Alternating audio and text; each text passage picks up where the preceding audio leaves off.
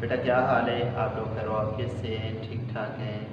अल्लाह ताला से उम्मीद है कि आप लोग बिल्कुल ठीक ठाक होंगे, खैर वाक़ियत से होंगे। अल्लाह ताला आप लोगों को अपनी रहमत के साए में रखे और अल्लाह ताला दुनिया और आखिरत के सारे हवादिसात से और मसाइब से अल्लाह ताला महफूज रखे। बेटा हमने लेसन जो था शायरों के लतीफ़े, उसके 7 लताइफ़ थे वो हमने पढ़े, उसकी रीडिंग की। आप लोगों ने भी अच्छे तरीके से रीडिंग कर ली होगी। और आज हम आते हैं उसकी एक्सरसाइज की तरफ। और एक्सरसाइज का वही उसूल कि जब हम लेसन को अच्छे तरीके से पढ़ लेते हैं तो एक्सरसाइज को हम खुद ही सॉल्व करते हैं। तो एक्सरसाइज में आज हम 2 सवाल ख़ास तौर पर उनको मैं आपको इंशाल्लाह वो दोबारा भी समझा दूंगा वो चीज़ें, और समझाएंगे, हम उनको समझेंगे 2 सवाल को ख़ास तौर पर। और कुछ सवाल जो हैं वो एक्सरसाइज के वो आप लोगों ने अपनी नोटबुक पर भी लिखने होंगे, वो भी बता देता हूँ। तो चलते हैं हम एक्सरसाइज की तरफ। तो पहला सवाल है कि मदर्ज ज़ैल सवालात के मुख्तसर जवाब दें। तो ये जवाब आप लोगों ने जब अच्छे तरीके से रीड आउट कर लिया, अच्छे तरीके से पढ़ लिया है, तो आपको इनमें जवाबात में मिलेंगे इसमें से। तो आप लोगों ने वो जवाब जो है वो अच्छे तरीके से याद करने हैं। ये आप लोगों ने नोटबुक पे नहीं लिखने, जवाब जो है वो याद करने हैं आप लोगों ने। कि ख्वाजा बासत ने मीर और मिर्ज़ा के कलाम के बारे में क्या फरमाया, बड़े अच्छे तरीके से। ये फॉर एग्ज़ाम्पल आपको बता रहा हूँ कि पहला सवाल उसमें क्या था, ख्वाजा बासत ने मीर और मिर्ज़ा के कलाम के बारे में क्या फरमाया। तो ये बिल्कुल पहला जो लतीफ़ा था, पहले लतीफ़े के अंदर ये बातें मौजूद है कि उन्होंने क्या फरमाया था, सिर्फ टू दी पॉइंट। तो मिर्ज़े ने, ख्वाजा बासत ने मिर्ज़ा और मीर और मिर्ज़ा के कलाम के बारे में फरमाया कि मीर का कलाम आह और मिर्ज़ा का कलाम वाह है। तो इस तरीके से बाकी शॉर्ट क्वेश्चन जो आपको इसमें से मिलेंगे, जो ना मिले तो वो आप लोगों ने क्या है वो आप लोगों ने पूछ लेना है।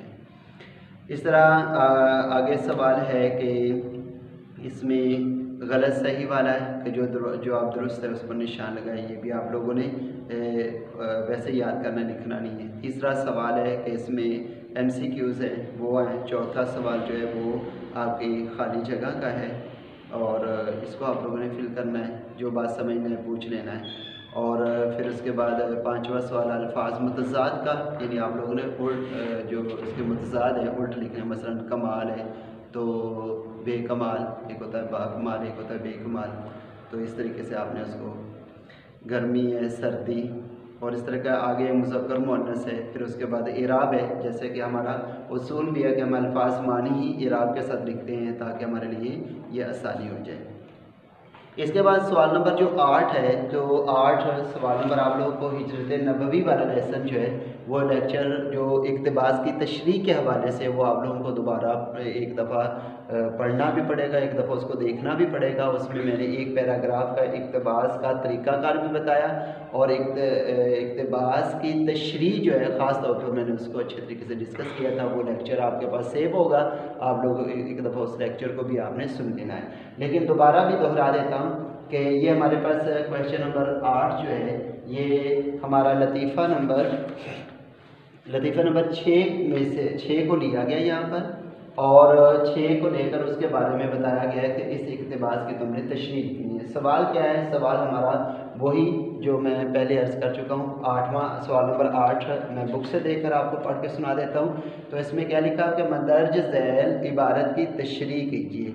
लेकिन यहाँ पर सियाक़ो सबाक़ का लफ्ज़ मेरी बुक में लिखा हुआ है, लेकिन सियाक़ो सबाक़ अब नहीं है, यानी ये पुरानी बुक है मेरे पास, इसलिए सियाक़ो सबाक़ का लफ्ज़ यहाँ से आप लोगों ने काट देना है। सियाक़ो सबाक़ नहीं, बल्कि इक़्तिबास की तशरीह में क्या चीज़ है तो वो मैंने आप लोगों को, आपको याद होगा कि वो कौन सी चीज़ थी, हवाला मतन। यानी सबसे पहले हमने हवाला मतन लिखना है कि सबक का नाम लिखना है। हवाला मतन यानी जो सबक का नाम है वो हमने लिख लेना है। फिर हमने मुसन्निफ़ का नाम वो हमने लिख देना है। फिर उसके बाद अल्फाज मानी, यानी इस इक़्तिबास के अंदर अल्फाज मानी जो है वो आपने लिखने, और वो कौन कौन से अल्फाज हैं मैं उनको बोल देता हूँ, आप लोगों ने नोट कर लेना है। मामूली दरबार, मुर्शदाज़ादे, साहिबे आलम, बेतवक्कुफ़, ये 4 अल्फाज हैं। इन 4 अल्फाज के आपने मानी भी वो लिखने हैं आप लोगों ने। तो तशरीह कैसे, सबसे पहले हमने क्या लिखना है, हवाला मतन, पहले हवाला मतन, दूसरा मुसन्निफ़ का नाम, तीसरा अल्फाज मानी, और चौथी जगह पर हमने क्या लिखनी है, तशरीह लिखनी है। और तशरीह कैसे लिखनी है, पूरे पैराग्राफ को आप लोगों ने लतीफ़ा नंबर 6 जो है इसको अच्छे तरीके से आपने पढ़ना है। इसको 3 दफ़ा अच्छे तरीके से आपने पढ़ना है। फिर 3 दफ़ा पढ़ने के बाद आपने अपनी बुक बंद कर देनी है। बुक बंद करने के बाद फिर आप लोगों ने अपने माइंड में सोचना है कि इसके अंदर मैंने क्या चीज़ पढ़ी है, उस बात को आपने अपने अल्फाज में लिख देना है। तो ये क्या कहलाती है, ये तशरीह कहलाती है। तो ये आपका आज का होमवर्क, वैसे तो पूरी एक्सरसाइज आप लोगों ने सॉल्व करनी है, लेकिन ये आप लोगों ने अपनी नोटबुक पर लिखकर चेक करवाना है।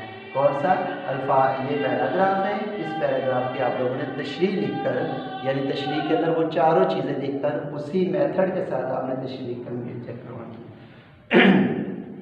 एक हमारे इस एक्सरसाइज के बिल्कुल एंड पर ग्रामर का एक क्वेश्चन भी दिया गया है। ग्रामर का कौन सा क्वेश्चन दिया गया है, ज़ू माना अल्फाज। ज़ू माना अल्फाज का मतलब होता है कि एक लफ्ज़ है और दो मुख्तलिफ हकीकत के माने को ज़ाहिर करता है। लफ्ज़ एक है लेकिन दो माने दे रहा है और दो माने भी मुख्तलिफ हकीकत के हैं। मसलन एक फॉर एग्जांपल के तौर पर मैंने यहाँ पर लिखा हुआ एक लफ्ज़ है अरस। अब अरज का लफ्ज़ जो है ना, ये चौड़ाई के लिए आता है। जैसे कोई चीज़ हम लिख देते हैं, एक उसका तूल होता है और एक अर्ज़ होता है। यानी तूल का मतलब होता है लंबाई और अर्ज़ का मतलब होता है चौड़ाई। तो ये अरज़ का लफ्ज़ ये ज़ू माना है। ज़ू माना कैसे कि अरज़ का माना चौड़ाई भी है और अर्ज़ का माना गुजारिश करना भी है कि मेरी आपसे अर्ज़ है, यानी मेरी आपसे क्या है, गुजारिश है। तो ज़ू माना लफ्ज़ किसको कहते हैं कि ऐसे अल्फाज जो कि दो मुख्तलिफ हकीकत के मानी पर दलालत करते हों, दो मुख्तलिफ हकीकत के मानी बताते हों, तो उनको ज़ू माना अल्फाज कहते हैं। तो जैसे मैंने यहाँ पर एक लफ्ज़ और भी लिख दिया था, जैसे हम कहते हैं ना कान।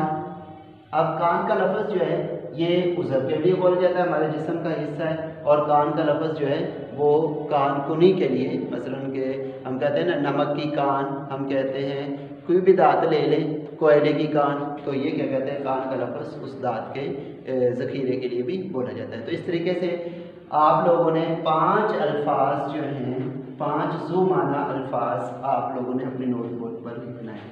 5 ज़ू माना अल्फाज ये आप लोगों ने अपनी नोटबुक पर लिखना है। तो आज का आपका जो लिखने वाला तहरीर का जो काम है वो कौन से 2 क्वेश्चन हुए। एक क्वेश्चन नंबर 8 जो है वो इक़्तिबास की तशरीह वो आपका है रिटन पर, और जो क्या कहते हैं ग्रामर का ये 5 ज़ू माना अल्फाज ये हैं। ये आपका नोटबुक वाला वर्क होगा।